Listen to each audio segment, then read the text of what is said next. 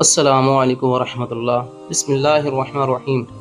پہلے ان سے ان نوجوانوں کے بارے میں سوال کرو جو پچھلے زمانے میں کہیں نکل گئے تھے، یعنی اصحاب کہف کے بارے میں پوچھے کہ ان کا کیا قصہ تھا، اس لیے کہ ان کا واقعہ نہایت عجیب و غریب ہے۔ ہماری پرانی کتابوں کے علاوہ اس واقعے کا ذکر کہیں نہیں ملے گا۔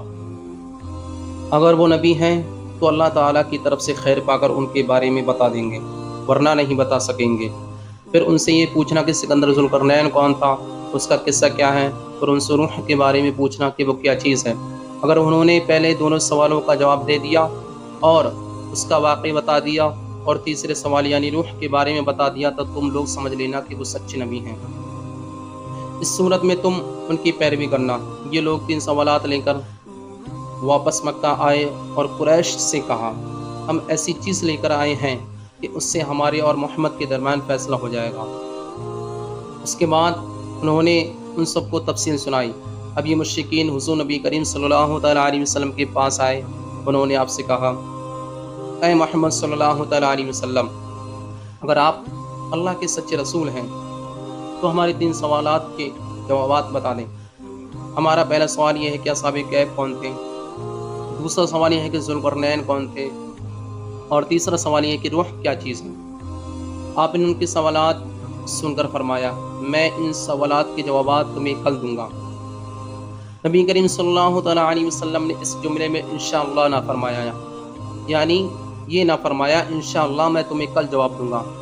قریش آپ کا جواب سن کر واپس چلے گئے۔ ان حضرات صلی اللہ تعالیٰ علیہ وسلم کا انتظار کرنے لگے، لیکن وہی نہ آئی۔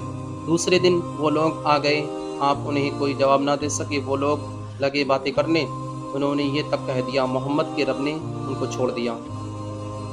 ان لوگوں میں ابو لہب کی بیوی ام جمیل بھی تھی، اس نے بھی یہ لفظ کہے، میں دیکھتی ہوں کہ تمہارے مالک نے تمہیں چھوڑ دیا ہے اور تم سے ناراض ہو گیا ہے۔ نبی کریم صلی اللہ تعالیٰ علیہ وسلم کو قریش کی یہ باتیں بہت شاق گزری۔ آپ بہت پریشان اور غمگین ہو گئے۔ آخر حضرت جبریل علیہ السلام سورۃ کہف لے کر نازل ہوئے۔ اللہ تبارک و تعالیٰ کی طرف سے آپ کو ہدایت کی گئی، اور آپ اسی کام کی نسبت یوں نہ کہا کیجیے کہ اس کو کل کروں گا، مگر اللہ کے چاہنے کو ملا لیجیے گا، یعنی انشاءاللہ کہا کیجیے۔ آپ بھول جائیں تو اپنے رب کا ذکر کیا کیجیے اور کہہ دیجیے کہ مجھے امید ہے کہ میرا رب مجھے نبوت کی دلیل بننے کے اعتبار سے اس سے بھی نزدیک تر بات بتا دے گا۔ سورہ کہف مطلب یہ تھا کہ جب آپ یہ کہیں کہ آئندہ فلاں وقت پر میں یہ کام کروں گا تو اس کے ساتھ انشاءاللہ ضرور کہا کریں۔ اگر آپ اس وقت اپنی بات کے ساتھ انشاءاللہ ملانا بھول جائیں تو اور بعد میں یاد آ جائے تو اس وقت انشاءاللہ کہہ دیا کریں، اس لیے کہ بھول جانے کے بعد یاد آنے پر وہ انشاءاللہ کہہ دینا بھی ایسا ہے جیسے گفتگو کے ساتھ کہہ دینا ہوتا ہے۔ اس موقع پر وحی میں دیر اسی بنا پر ہوئی تھی کہ آپ نے انشاءاللہ نہیں کہا تھا۔ جب حضرت جبریل علیہ السلام سورہ کہف لے کر آئے تو آپ نے ان سے پوچھا تھا، جبریل تم اتنی مدت سے میرے پاس آنے میں رکے رہے، اس سے تشویش پیدا ہونے لگی تھی۔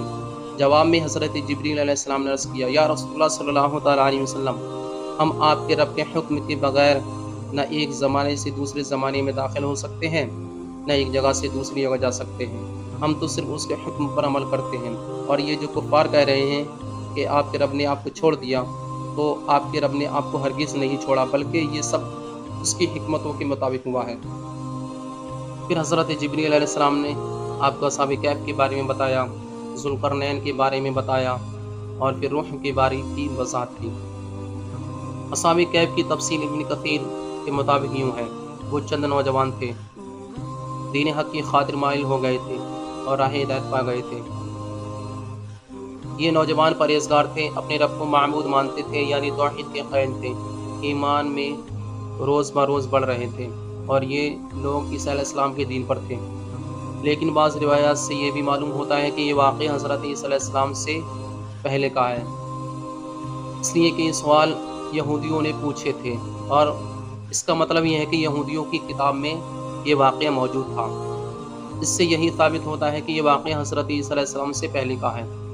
قوم نے ان کی مخالفت کی، ان لوگوں نے صبر کیا، اس زمانے کے بادشاہ کا نام دقیانوس تھا، وہ مشرک تھا، اس نے سب کو شرک پر لگا رکھا تھا بھی بہت ظالم، بت پرستی کراتا تھا، وہاں سالانہ میلہ لگاتا تھا۔ یہ نوجوان اپنے ماں باپ کے ساتھ اس میلے میں گئے، وہاں انہوں نے بت پرستی ہوتے دیکھی، یہ وہاں سے بیزار ہو کر نکل آئے اور سب ایک درخت کے نیچے جمع ہو گئے۔ اس سے پہلے یہ لوگ الگ الگ تھے، ایک دوسرے کو جانتے نہیں تھے، آپس میں بات چیت شروع ہوئی تو معلوم ہوا یہ سب بت پرستی سے بیزار ہو کر میلے سے چلے آئے ہیں۔ اب یہ آپس میں گھل مل گئے، انہوں نے اللہ کی عبادت کے لیے ایک جگہ مقرر کر لی۔ رفتہ رفتہ مشرکین قوم کو ان کے بارے میں پتہ چلا تو وہ انہوں پکڑ کر بادشاہ کے پاس لے گئے۔ بادشاہ نے ان سے سوالات کیے تو انہوں نے نہایت دلیری سے شرک سے بری ہونے کا اعلان کیا۔ بادشاہ اور درباریوں کو بھی توحید کی دعوت دی، انہوں نے صاف کہہ دیا ہمارا رب وہی ہے جو آسمان اور زمین کا خالق ہے، اور یہ ناممکن ہے کہ ہم اس کے سوا کسی اور کی عبادت کریں۔